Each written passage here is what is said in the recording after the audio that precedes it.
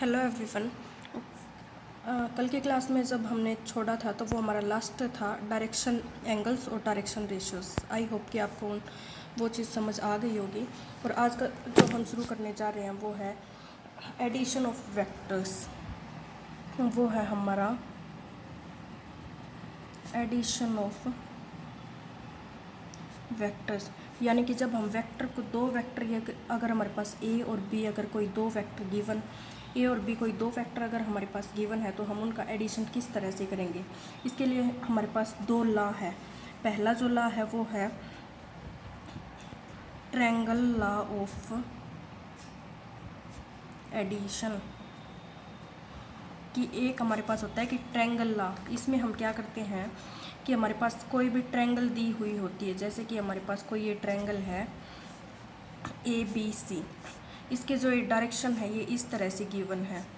तो triangle law में क्या होता है कि कोई भी जो एक ये जो ट्रायंगल की साइड है ये और ये साइड है जो कि सेम डायरेक्शन में हो, यानी कि यहाँ से यहाँ फिर यहाँ से यहाँ, तो वो जो थर्ड साइड होगी वो इन दोनों के सम के बराबर होएगी। जैसे हमने मान लिया कि ये जो AB साइड है वो क्या है A वेक्टर और BC है वो क्या है B वेक्टर। तो ये जो AC वेक्टर होगा इस जिसकी ये डायरेक्शन ये है वो किसके बराबर होगा A vector plus B vector.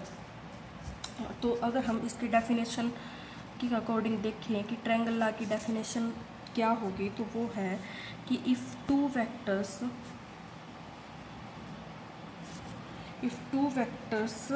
Are represented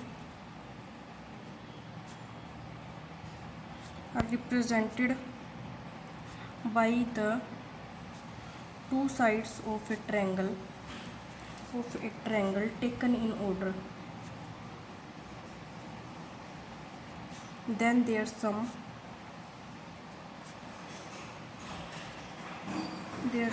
is represented by the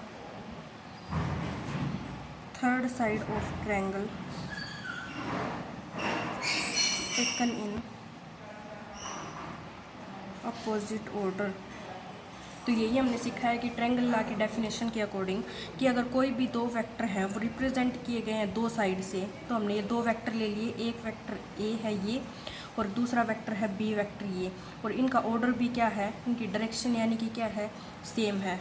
तो आगे क्या बोल रहा है कि देन देयर सम, तो ए वेक्टर प्लस बी वेक्टर का ये जो सम है वो किसके द्वारा रिप्रेजेंट होगा, जो ट्रायंगल की थर्ड साइड है और जो इनका ऑर्डर है उससे अपोजिट है। ये अपोजिट है, ये हमें कैसे पता चला कि अगर इसी ऑर्डर के अनुसार चलते तो हमारा क्या होता है कि ये ऐसे है फिर ये ऐसे फिर ये ऐसे, लेकिन हमारा ऑर्डर क्या है इनसे अलग है, ये ऐसे नहीं है। इसलिए ये हमारा क्या है ट्रायंगल लॉ ऑफ एडिशन। एक हमारे पास होता है पैरेललोग्राम लॉ ऑफ एडिशन।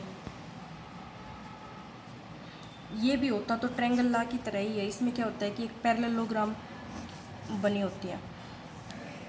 ये जैसे मैंने कोई भी पैरेललोग्राम ले ली ABCD और ये इसका कोई डायगोनल है ये, तो पैरेललोग्राम लॉ में क्या होता है कि कोई भी दो साइड है पैरेललोग्राम की, जैसे ये मैंने मान लिया वेक्टर A से डिनोट कर दी और इस BC साइड को मैंने वेक्टर B से डिनोट कर दिया, तो ये इन दोनों का जो सम होगा वो किसके बराबर होगा, ये जो इसका डायगोनल है इसके बराबर होगा, यानी कि A vector plus B vector. ये है हमारा पैरेललोग्राम लॉ ऑफ एडिशन। इसी तरह अगर हमारे पास ये है कि एक ये A वेक्टर है और ये B वेक्टर है, तो A प्लस B क्या होएगा, ये इसका डायगोनल वेक्टर जो है वो होगा इसका A प्लस B वेक्टर। यही हमारे पास क्या है पैरेललोग्राम लॉ ऑफ एडिशन।